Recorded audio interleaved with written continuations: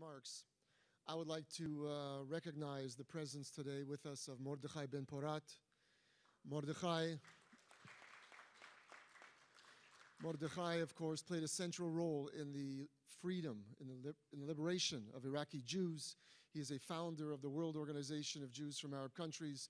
In the 1960s, he was a lone soldier at the United Nations, speaking about this issue before anyone really wanted to hear about it. So Mordechai, we are honored to have you here with us today. My remarks will focus on fundamental questions and answers, myths and facts about the Middle East. We're hearing a lot of chatter these days in the Arab media about the fact that there were no Jewish refugees.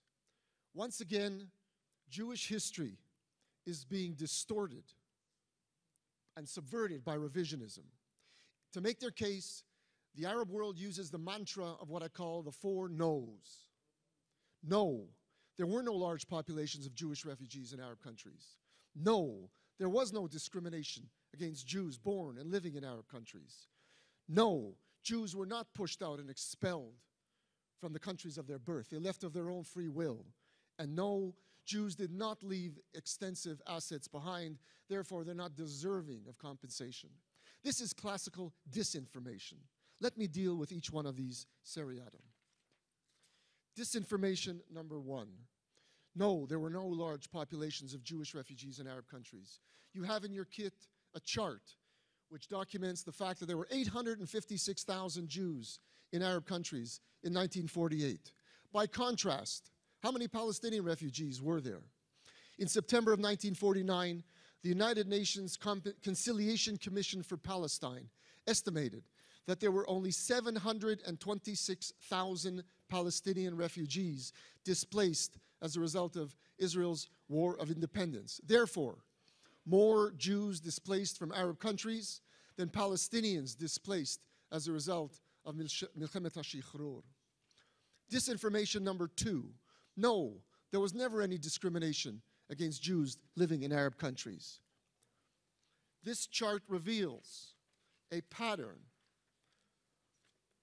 of systematic state-sanctioned legislation depriving Jews of their civil and political rights, stripping of citizenship, arrests and detentions, riots and pogroms. Yes, indeed, there were periods in some countries when Arabs were permitted religious, educational, professional, and business opportunities. But the reality is that Jews were an oppressed and persecuted people, and this persecution was well known. In fact, warning about the danger to Jews appeared in a front-page article in the New York Times in May 16th of 1948. Disinformation number three. No, Jews were not pushed out or expelled from Arab countries. They left of their own free will. As mentioned by Deputy Minister Danny Ayalon, our research uncovered that in 1947, the Political Committee of the Arab League, which included Egypt, Iraq, Lebanon, Saudi Arabia, Syria, Jordan, and Yemen, engaged in a criminal conspiracy to use their Jewish citizens as political weapons in their struggle against the founding of the State of Israel. This 7-point Arab plan, which is fully documented here in a dossier with original documents which we uncovered in the archives of the United Nations High Commissioner for Refugees. This document says that bank accounts of Jews will be used, and the money used to be given to the Palestinians, the armies in Israel fighting against the establishment of the State of Israel. This draft declaration said that anyone who doesn't accept to include their sons in the Arab army can be arrested. They took Jewish boys and sent them to Palestine to fight against Jews who were trying to secure the State of Israel. From this stemmed state-sanctioned discriminatory measures. Many countries adopted laws depriving Jews of their citizenship. Edicts of expulsion were enacted in Algeria, Egypt, Iraq, Libya, Syria, and Lebanon. Here are samplings of these formal edicts. In Iraq, Law number 1 of 1950 was used to deprive Jews of Iraqi nationality.